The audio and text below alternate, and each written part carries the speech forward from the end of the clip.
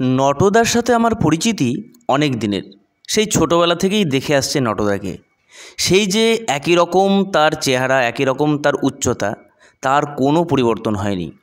কিন্তু বিশ্ববিদ্যালয়ে পড়ার দৌলতে তার মানসিকতায় কিছুটা পরিবর্তন এসেছে। সেই যে আগের নটদা আর এখনকার নটদার মধ্যে তেমন আর মিল খুঁজে পাওয়া যায় না। রাস্তায় যে কোনো মন্দির দেখা হলে বা কোনো ঠাকুর দেবতার দেখা হলে সঙ্গে সঙ্গে নটদার হাতটা কপালে গিয়ে ঠেকত এবং ভক্তি ভরে তার চোখ দুটো বন্ধ হয়ে যেত। কিন্তু এখনকার নটদা কোনো মন্দির বা কোনো দেবতা দেখলেও আর প্রণাম করে না, আর তার হাত তার কপালকে ছোঁয় না। উল্টো ঠাকুর দেবতার অস্তিত্ব নিয়ে তার মধ্যে নানান প্রশ্ন দেখা দেয়। বিভিন্ন সন্দেহমূলক কথাবার্তা সে বলে থাকে। সে বলে, ঠাকুর কেন আছে? ঠাকুর যদি থাকে তাহলে আমরা তাকে দেখতে পাই না কেন? ঠাকুর বা দেবতাই যদি থাকে তাহলে এত দুঃখ কষ্ট কিসের? ঠাকুর দেবতাকে আমাদের পুজোই বা করতে হবে কেন? তাদের প্রসাদই বা দিতে হবে কেন? তারা কি নিজে খেতে পারে না? নিজে কাজ করে খেতে পারে না? তাদেরকে আমাদেরকেই কেন প্রসাদ দিতে হবে? এই ধরনের নানান রকমের আজগুবি প্রশ্ন এখন নটদার মুখের মধ্যে ঘোরাফেরা করে। আর আমি এগুলো আস্তিক হওয়ার দরুন এগুলোকে সহ্য করি। ছোটোবেলা থেকেই নটদার সাথে একটা আলাদা রকমের ভাব ছিল আমার। সেই ভাবের সম্মান দিয়ে নটদাকে মুখের সামনে কিছু একটা বলতে পারি না, কিন্তু মনে মনে খুব রাগ হয়। ছুটিতে নটদা বেশ কয়েকদিনের জন্য বাড়ি এসেছে। আমি অপেক্ষা করছি কদমতলার মোড়ে।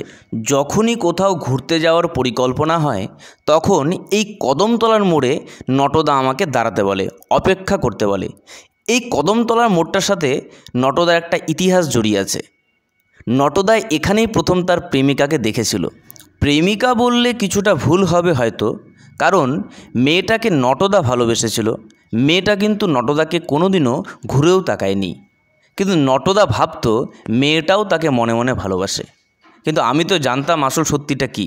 প্রায় মিনিট 15 হলো আমি সেই দাঁড়িয়েই আছি, কিন্তু নটদার পাত্তা নেই।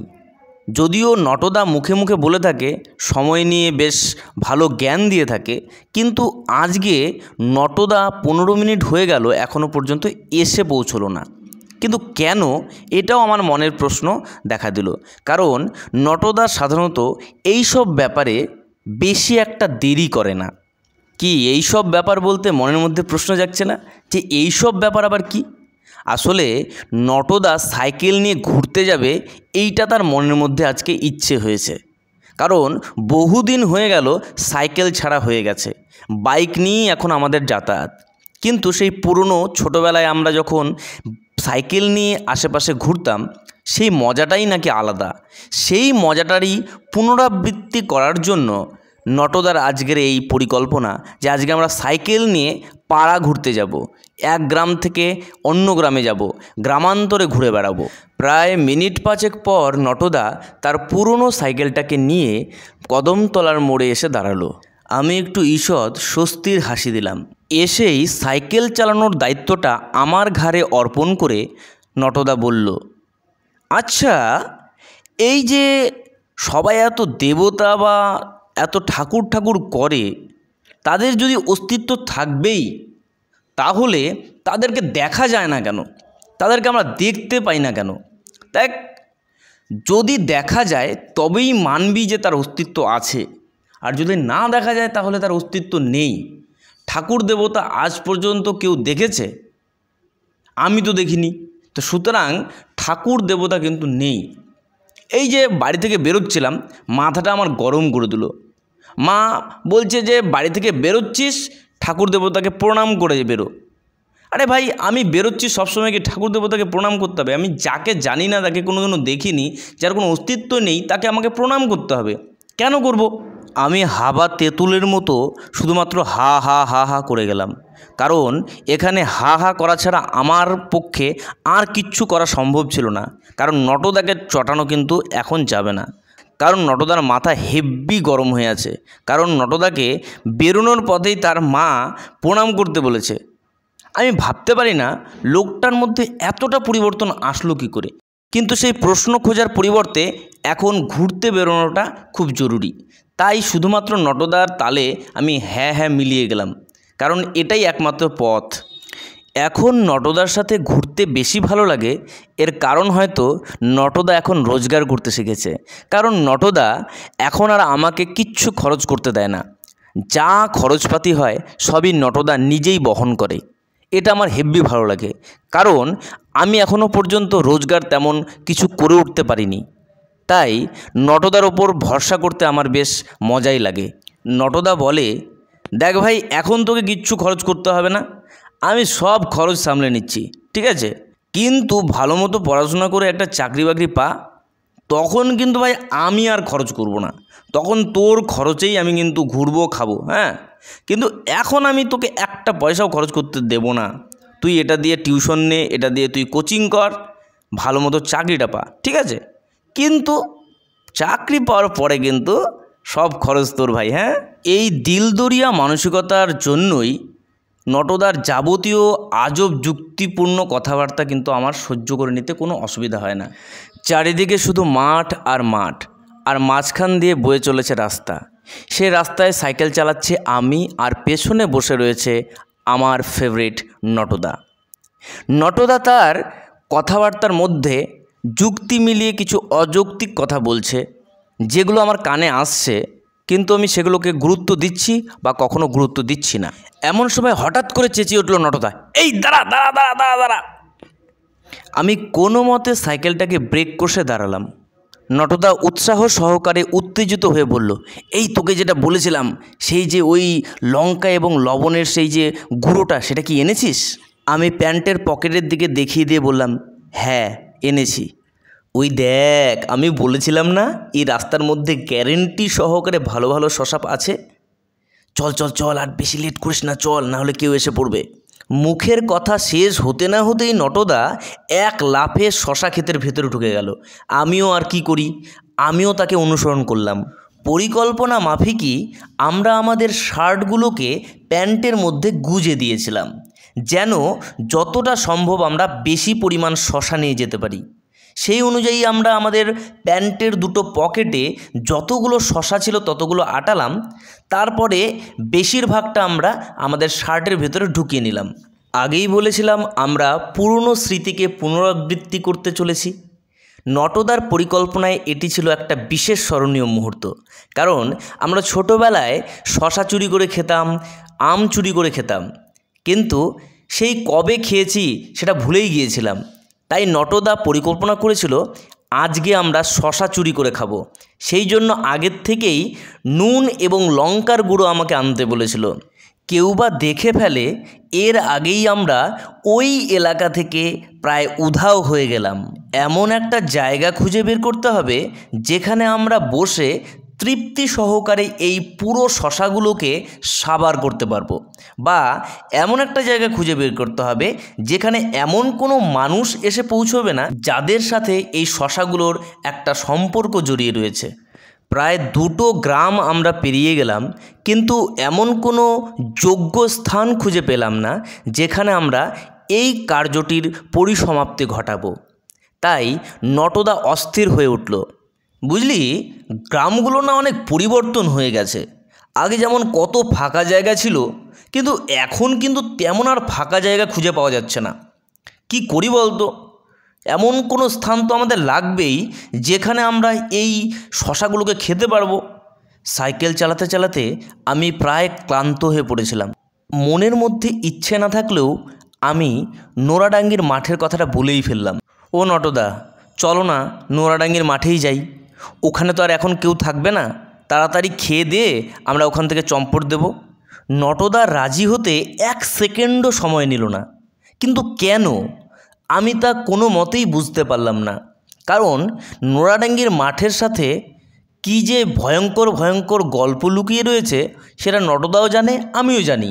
এমনকি সন্ধ্যা হওয়ার আগ পর্যন্ত সেখানে আর কাউকে দেখতে পাওয়া যায় না, অর্থাৎ সন্ধ্যা হওয়ার আগেই সবাই ওখান থেকে চম্পট দেয়, সন্ধ্যা হওয়ার পরে আর কেউ সেখানে থাকে না। আমরা নোরাডাঙ্গির মাঠে গিয়ে একটা ভালো জায়গা দেখে বসে পড়লাম। চারিদিকে দূর দূরান্তে কাউকে আর দেখা যাচ্ছে না, প্রায় অন্ধকার হয়ে এসছে। 2-একটা কুকুরকে আশেপাশে দেখা যাচ্ছে, যারা নিজেরাই নিজেদের কাজে মত্ত হয়ে আছে। নটদা খাসুম খাসুম শব্দে শশাগুলোকে 5-6 কামড়ে পেটের ভেতরে পুড়তে লাগলো। আমিও বা কম কিসে, আমিও নটদাকে পাল্লা দিয়ে শশাগুলোকে খেতে লাগলাম। নটদা এত দ্রুত শশাগুলোকে সাবার করতে লাগলো যে এমন ভাব করতে লাগলো যেন কেউ না তার কাছ থেকে শশাগুলো কেড়ে নেয় বা আমি তার থেকে শশা বেশি খেয়ে ফেলি। এই ভয়ে সে শশাগুলোকে যেন বেশি বেশি করে আরও গলার্ধ করতে লাগলো। শশার গোড়ার দিকটা, যেই দিকটা সাধারণত কালো হয়, সেই দিকটা আমরা সাধারণত না খেয়ে ফেলে দিই, কিন্তু নটদা এমনভাবে খেতে লাগলো যেন শশার এক বিন্দুও যেন নষ্ট না হয়। প্রায় 20-25টা শশাকে খেয়ে আমরা দুজনে আমাদের পেটটাকে প্রায় ফোলা বেলুনের মতো করে ফেললাম। এখন চারপাশটা প্রায় ঘুটঘুটে অন্ধকার হয়ে গেছে, চারপাশে আর কিচ্ছু দেখা যাচ্ছে না। পাশের যে কুকুরগুলো দাঁড়িয়েছিল সেই কুকুরগুলোরও কোনো হদিশ নেই। শশা খেতে খেতে এতটাই বুঁদ হয়ে গেছিলাম যে এই চারপাশের অন্ধকারের পরিবেশটার দিকে নজর দেওয়ারই সময় পাইনি। কিন্তু এখন তো আমার মনে মনে ভয় হচ্ছে। মনের ভয়টা আমার চোখে স্পষ্ট বোঝা যাচ্ছে, কিন্তু অন্ধকারের দরুন নটদা সেটা কিন্তু বুঝতে পারছিল না। কিন্তু নটদার চোখে মুখে একটুও ভয়ের ছাপ দেখতে পাচ্ছি না। আমি নিজে অবাক হয়ে গেলাম, এতটা পরিবর্তন হয়ে গেল নটদা। কিন্তু আমাকে কে সামলায়? আমি তো এখন ভয়ে প্রায় পা হাত নড়তে পারছি না। তুই অনেক চালিয়েছিস, এইবার আমি সাইকেল চালাবো, চল পেছনে বস, এবার এগোনো যাক। এই বলে নটদা সাইকেলটার উপর চড়ে বসলো। আমি রামনাম করে পেছনে উঠে বসতেই নটদা সাইকেলটা ছেড়ে দিল। ভাবতেই আমার গা পাথর হয়ে যাচ্ছে। আমি কি না এত রাত্রিতে নোরাডাঙ্গির মাঠে, তাও আবার দুজন মিলে, সেই কুখ্যাত নোরাডাঙ্গির মাঠ। না, এরপরে যদি বেঁচে থাকি আর কোনোদিনও নোরাডাঙ্গির মাঠে এত রাতে হয়তো আর আমি আসবো না। আমি এমনটা ভাবছি, কিন্তু নটদা কি ভাবছে? নটদার কি একটুও ভয় করছে না? নাকি নটদার ভয় করছে কিন্তু আমাকে বুঝতে দিতে চাইছে না? আমি এটা কিছুতেই বুঝে উঠতে পারলাম না। নটদা কি করে সাইকেল চালিয়ে গটগট করে এগিয়ে যাচ্ছে, অথচ দৈহিক প্রকাশে ভয়ের লেশমাত্র নেই। পেছনে কি যেন একটা আসছে মনে হচ্ছে, ছমছম ছমছম খসখস খসখস শব্দে, কিন্তু পেছনে তাকানোর মতো সাহস আমার কাছে নেই। নটদা, ও নটদা, পেছনে কি যেন একটা আসছে। গলা চেপে ভেজা গলায় নটদাকে আমি বললাম। নটদা একটু পেছন ঘুরে দেখে তারপর বলল, কই, কিছুই তো নেই। কী সব বলিস? কিচ্ছু নেই। সাহস করে পেছনে তাকিয়ে দেখি কিচ্ছু নেই, কিন্তু কেমন যেন একটা শো শো শব্দ হচ্ছে। শব্দটা আস্তে আস্তে বাড়তে লাগলো, বাড়তে বাড়তে হঠাৎ করে দেখি একটা ধোয়ার কুণ্ডুলি আমার দিকে এগিয়ে আসছে, তেড়ে আসছে। আমি চেঁচিয়ে উঠলাম, নটদা, ভূত ভূত ভূত। যেই চেঁচানো অমনি নটদা বলল, আরে চেপে ধর, সামনে বাস, পড়লাম পড়লাম পড়লাম।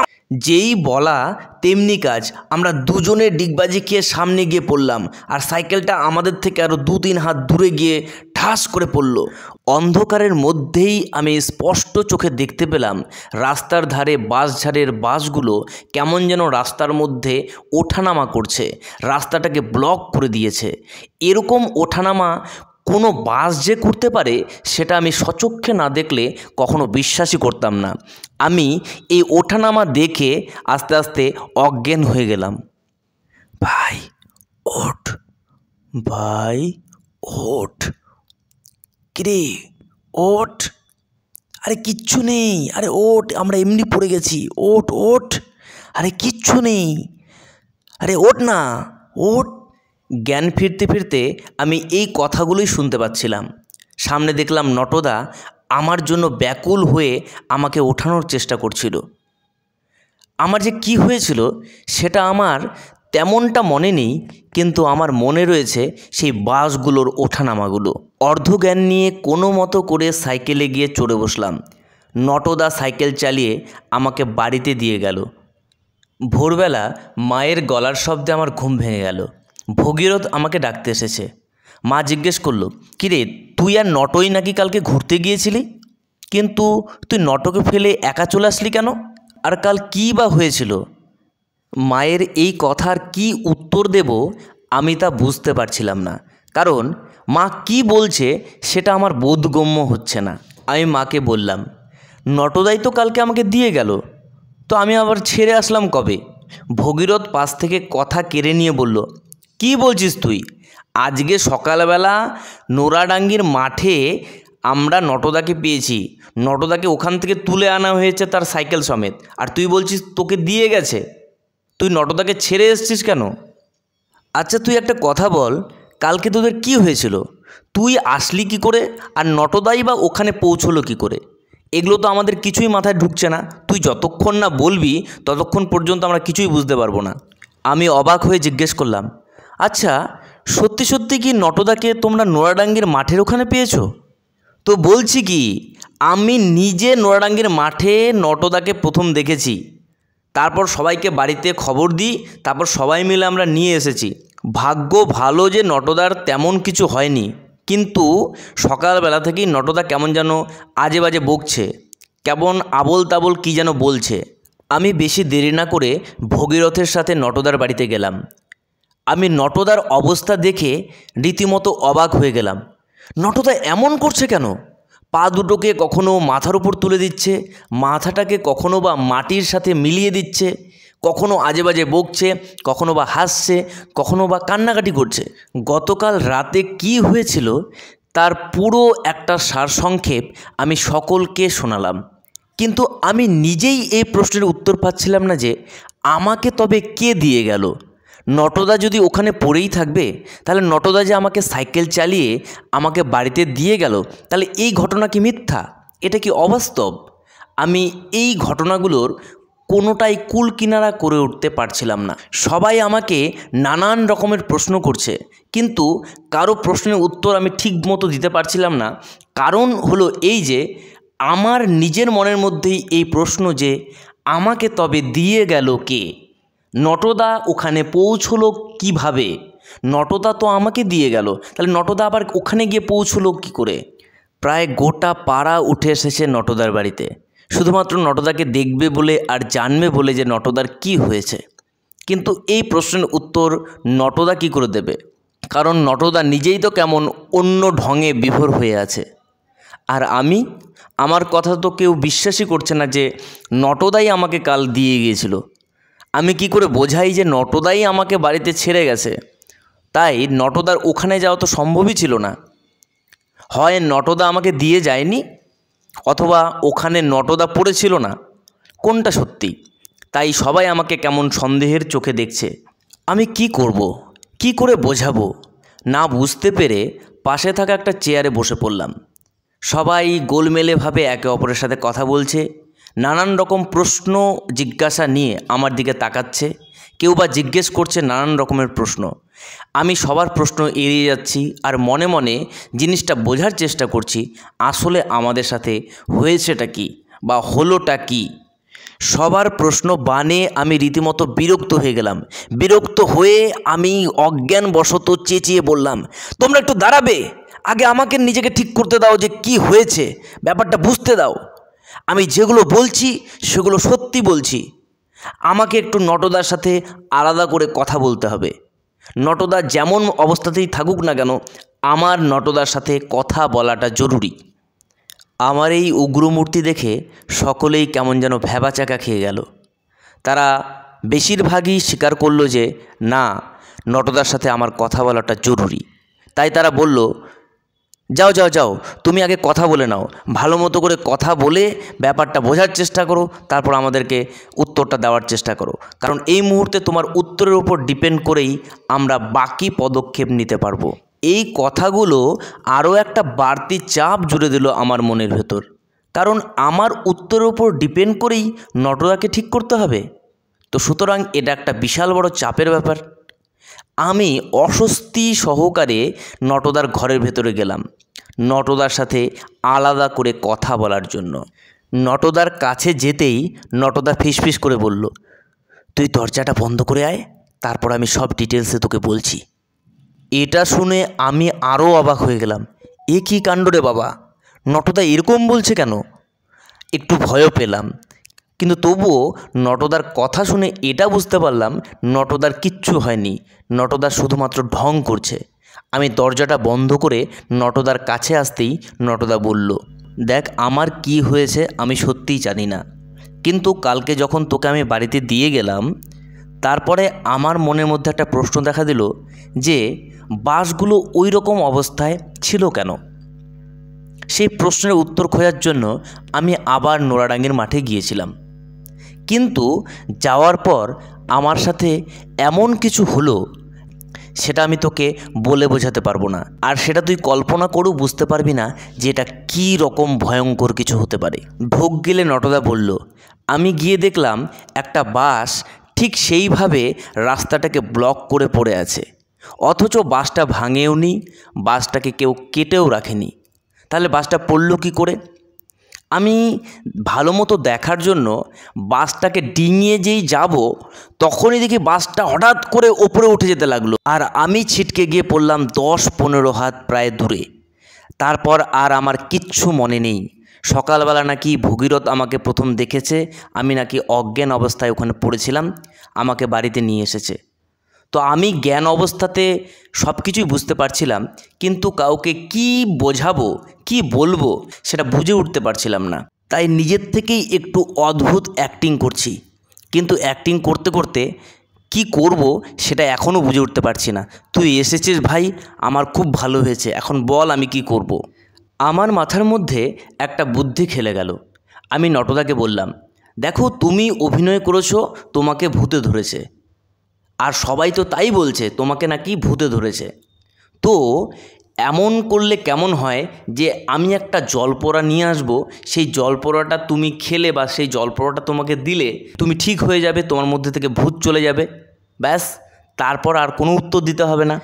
আমি বাইরে বেরিয়ে সকলের দৃষ্টি আকর্ষণ করে বললাম, আসলে আমি একটা কথা বলতে ভুলে গেছিলাম যে নটদা কালকে আমাকে বাড়িতে দিয়ে গেছিলো এটা সত্যি, কিন্তু দিয়ে যাওয়ার পরে সে যে আবার নোরাডাঙ্গির মাঠের ওই দিকে যাবে সে কিন্তু ওটা আমাকে বলেছিল, তার নাকি কি একটা কাজ আছে তার জন্যই যাবে। নটদা এখন মোটামুটি ঠিক অবস্থায় আস্তে আস্তে ফিরে আসছে, একটু জলপোড়া খাওয়ালেই হয়তো ঠিক হয়ে যাবে।